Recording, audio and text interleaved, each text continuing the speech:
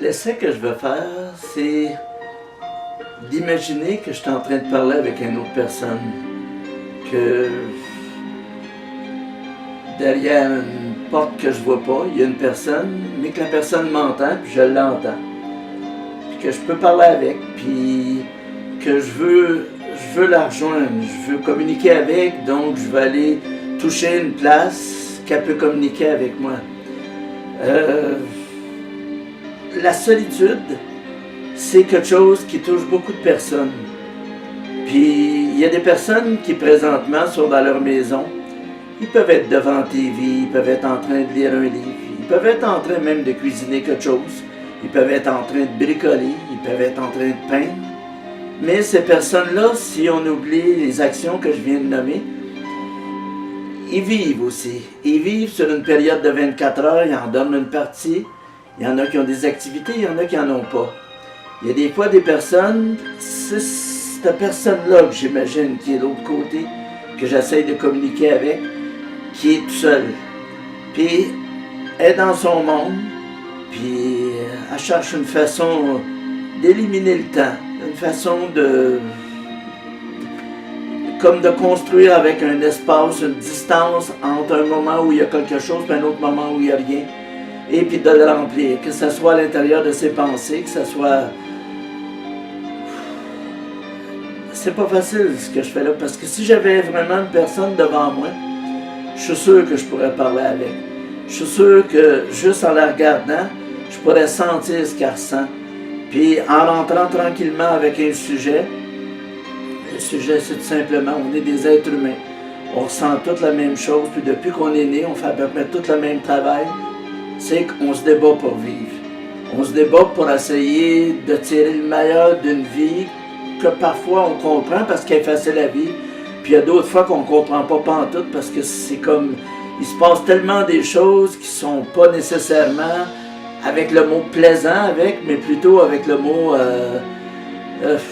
j'aimerais qu'il arrive d'autres choses, mais c'est ça qui arrive.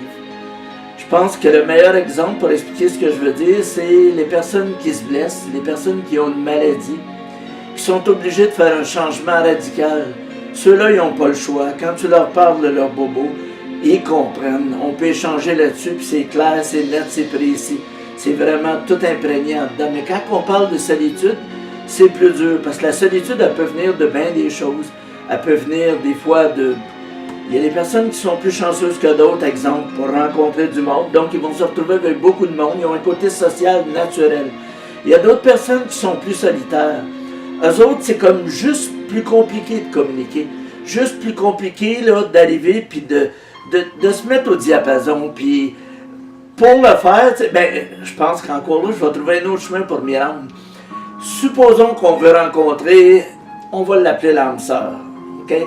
On est tout seul depuis un bout de temps, quand on regarde des films, quand on voit des choses, quand on fait des actions, quand on se promène sur la rue, on voit des personnes qui sont ensemble, puis des fois ça nous donne le goût d'avoir cette chaleur-là, cet échange-là qui fait que quand deux personnes sont ensemble, on dirait que la vie est plus facile. Pas dans tous les cas, mais dans la majorité des cas. Puis à ce moment-là, on voudrait vivre cette expérience-là. De là, on va se mettre à chercher, on va se mettre à utiliser les lignes de rencontre, que ce soit Internet, là, que ce soit ce que voudra, les repas, les échanges, tout ce qu'on peut imaginer qui fait qu'on peut devenir en contact avec d'autres personnes, incluant, il va sans dire, la sortie d'un bar qui n'est pas le scénario le plus idéal. Puis de là, on va essayer d'espérer, mais c'est un peu comme si on était à la merci du hasard.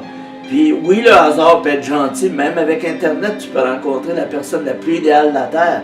Mais ça ne veut pas dire que ça va arriver, ça veut juste dire que ça peut. Puis, quand ces personnes-là essaient, puis ils ne réussissent pas, puis qu'ils s'en retournent chez eux, c'est là le début de ma conversation. Quand ils sont seuls avec eux autres mêmes, quand pour se distraire, ils ont trouvé des hobbies, que ce soit la lecture, la TV ou n'importe quoi, je l'ai déjà dit. C'est là, c'est ce qui se passe à ce moment-là.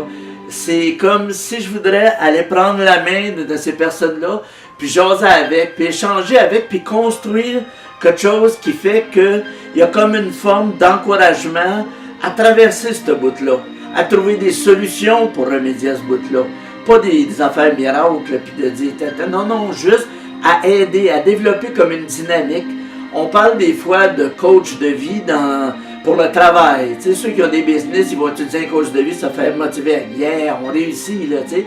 Il y en a d'autres qui vont le prendre au point de vue objectif personnel. Ils veulent atteindre des objectifs, donc ils rentrent dans des groupes. Et ils se motivent. Puis dans solitude, j'ai l'impression qu'il pourrait avoir aussi de la motivation. Mais celle-là est comme pas si facile. Elle n'est pas si facile parce qu'on ne la vit pas d'aucune façon, de la même façon. On n'a pas toutes les mêmes attentes, on n'a surtout pas tous les mêmes moyens pour faire face à ça. Puis là, ben c'est ça. Là, j'aimerais communiquer à ce niveau-là. J'aimerais pouvoir emmener des points là-dessus. J'aimerais surtout être en relation avec d'autres personnes qui communiqueraient, qu'on pourrait changer, puis créer cet univers-là. Créer tranquillement des mécanismes qui ne règlent pas les problèmes. Là. Si tu as besoin de problèmes, si tu as besoin de mécanismes, si tu as besoin de quoi que ce soit, l'instantané ou du miracle, il n'y en a pas. Mais des solutions qui sont constructives, des solutions qui font qu'à tous les jours, on avance d'un pas, de 2 pas ou 3 pas. Et surtout, on comprend la démarche qu'on fait. On comprend l'objectif qu'on vise. On comprend qu'est-ce qu'on essaye de réaliser, pourquoi, puis surtout que ce qui l'entoure, cette chose-là, de façon à ne pas se créer des rêves, à ne pas se créer des fausses attentes inutiles, mais plutôt vers la réalité, là, tu sais.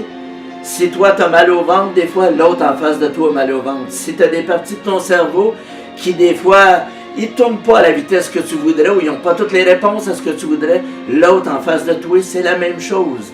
C'est juste que c'est différent. Certains l'expriment avec agilité, puis ils ont le verbe facile. Il y en a d'autres pas, ils ne parlent même pas. Mais ils vivent les mêmes choses et ils peuvent utiliser les mêmes techniques. Parce que quand 2 personnes se rencontrent, il n'y a pas juste les mots que tu utilises.